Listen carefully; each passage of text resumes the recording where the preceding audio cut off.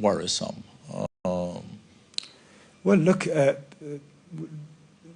looking at the situation in the West Bank and the instability that it's there, yes, it's there, it's happening, and unfortunately, there is. We see all these, events that are taking place, especially in the last few months. But also, we need to look at the picture at its entirety, and looking at what is leading us to this kind of chaos over there and instability in the West Bank. And we have seen that there are settlers who are committing crimes against the Palestinians, and they are just, they can go freely there, and they've never been prosecuted. And we have seen that this is just increasing the hate and increasing the provocation for the Palestinian people. It's not justifying a reaction to harm anyone, but also Palestinian people needs to be protected, and they have the right to be protected.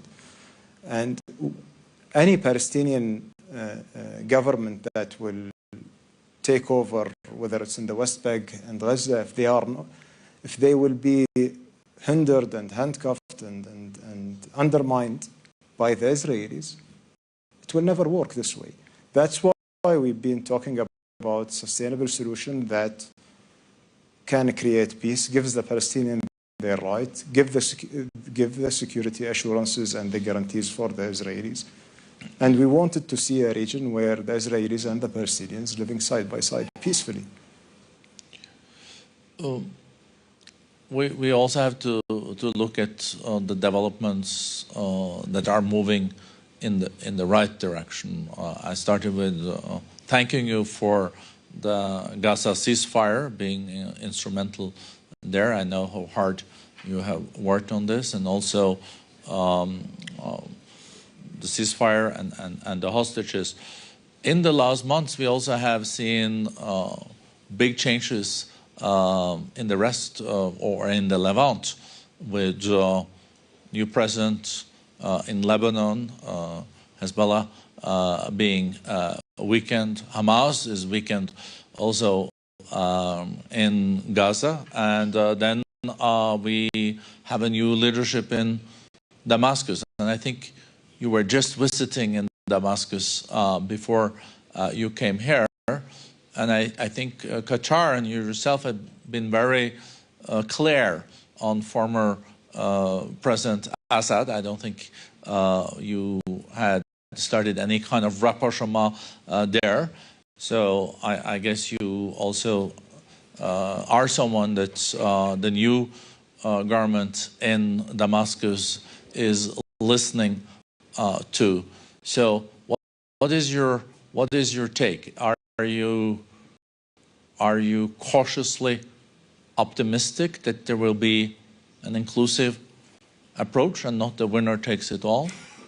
Well, I believe that cautious optimism, you see it around the region right now, and as I maybe mentioned in the previous panel, that unfortunately we had a very bad year in the Middle East, with wars and destruction and innocent people being killed. And, we had some good starts for 25. Lebanon got their president after 2 years.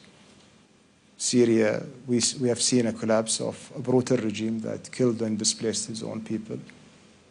And look, us in Qatar, we took that stand based on our principles that we cannot accept reintegrating war criminal and just, having him, get this kind of immunity from what he did and the crimes he committed. And we have seen that if we will accept such a thing once, it will set precedent for any leader to just go around and to kill his own people without being held accountable. We have seen this collapse that happened for the regime in Syria in days. And, as Lenin said, that there are decades where nothing happens, and there are weeks where decades happens. And this is what happened exactly in Syria. And in Lebanon too, you would include, or not so? Well, I believe Syria, this is like more applicable to them than anyone else because of the nature of the conflict over there. You think it started in Lebanon, and what happened in Lebanon with Hezbollah was also what led to the collapse of Assad in Syria? If you ask me what's personally, I think Gaza started everything. Yeah. And that's basically, the nature of the region that's very interconnected. And when you look at the development now in Syria and engaging with the new leadership over there and the new administration in Syria, we should be cautiously optimistic because no one is knowing them. And we are engaging with them for the first time. We've been listening and we've been seeing some of, very right steps. Also, we should set the expectations right for them. They came to power in days that no one was expecting. And things will need time to stabilize, and they need to be enabled to help to stabilize things. We need to help and preserve the state institutions. Yes, there is, no strong institutions in the states, but there are some skeletons over there that we need to help to preserve and to protect and to help them to provide the basic services and need for their own people, and to help them within the international community to start engage in the right way, and to be also, create a path for them moving forward to stabilize Syria. And I don't think there is any disagreement around the world about the goal that we need in Syria. We need to see Syria a safe country, a stable country, and we need this to work. The failure in Syria shouldn't be an option for anyone, nor any other country, because we have seen the chaos, what's created for us in the region. And we can just imagine if things go south in the current situation in Syria, it might be much worse than what we have seen in the last 13 years. Now, moving forward, about inclusiveness, about having a representative government, that's what we all want to see happening in Syria. And the current administration over there in Syria and meeting with the Shara, we've been hearing all the right things, and they are open to this. They are engaging with everyone right now, and I believe we should give them the space and the time to engage with everyone and to reach the understanding how this representation will happen and how they are going to move forward. And all of us, we would like to see a roadmap that is clear for the path forward for us as countries in the region, to also that will help us to help them in moving in the right direction, but also for the international community to feel comfortable engaging and start investing in Syria. And I believe the potential in Syria and the region will be huge, will be significant. We will see development that's happening in a speed where we never expected if things goes in the right direction and things get stable. The Syrian people are outstanding people. They are innovative. They create opportunities out of nothing. We have seen them around the world. We have seen the contribution that they have contributed to different countries that they came as refugees to those countries. In some countries, they started as refugees that needs help. They became main employers for these countries' citizens. So there is a huge potential in the Syrian people that we see great opportunities ahead of us. It's just, we need to help them, and we need to avoid any spoilers to undermine this happy moment for the Syrian people. And incentivize it, I guess, also the right reforms. And I think we've already seen 200,000 Syrians returning also to Syria. Just coming back to the bigger picture of the region, we were very close to a full-fledged war between Israel and Iran a few months ago. How do you see this now, also with the new president in the U.S.?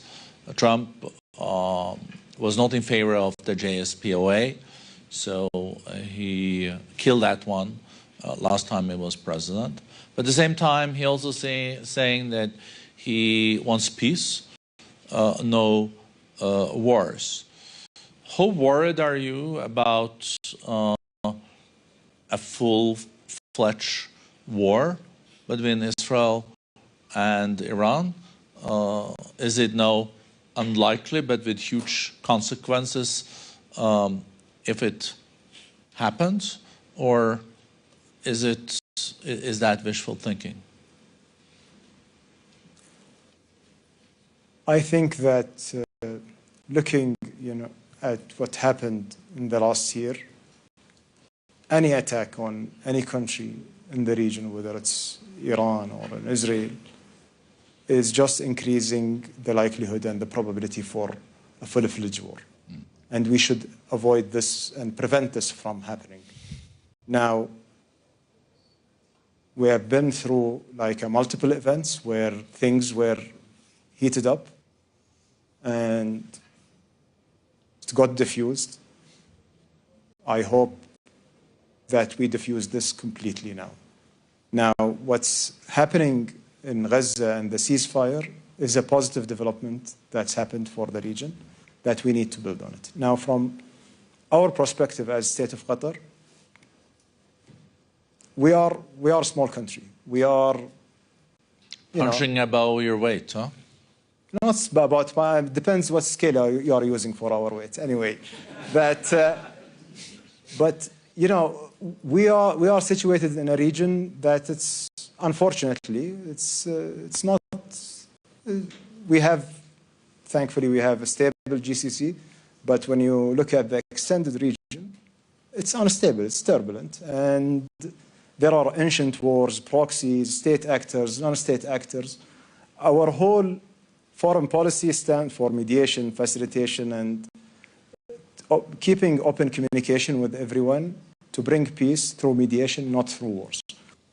And that's been enshrined in our constitution, and that's what we have built throughout years in building a trust and confidence within the countries that we are dealing with. Now, when you ask me, or if the U.S., the new administration is asking us about our opinion on this, we see that the only way forward is a diplomatic solution, that they should come to a negotiating table, try to find a deal that is addressing the concerns of everyone, including the concerns of the region. I'm a neighboring country to Iran, and I don't want to see a nuclear race happening in the region. So it's in our interest, before anyone, to have a nuclear-free region. Now, this doesn't and shouldn't prevent any country from being able to pursue a peaceful path for nuclear energy and all those means. But also, it needs leadership from the region, that we see that all the countries in the GCC at least coming together, that we are looking for a peaceful path, for a solution with the nuclear issue in Iran, and we are advocating for this with the US administration. And look, President Trump, he's someone who been declaring many times he wants to end wars, not to start one. And definitely he would prefer to have a deal with, and they've been saying this to us all the time before, when we met before the elections, that was his position. After the election, in the different engagements with his team, this is the choice, and the strategic choice for them is to find a solution, not to escalate the situation. And if this is the case, they will definitely find a strong partner within Qatar and the GCC countries. No, thank you, and I think you, based on that, will be kept quite busy also in the 4 years to come. You have the Houthi situation that has to be solved. I think the rapprochement potentially with Iran is also something that will need a lot of work. The ballistic missile capacity is still very strong. The GCC countries don't have any Iron Dome, at least not at the level of the Israelis. I know we're getting very close to the end, but short question and short answer. Do you think the situation with Hezbollah, Hamas, and with Assad has changed a bit of the approach in Tehran?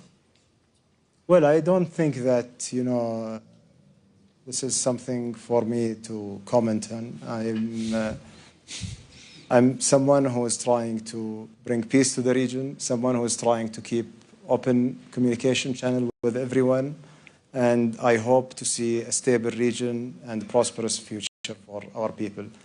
You know, it's not our mistake. We are born in a region that sometimes likes the world attention, so they create a lot of problems. But thank you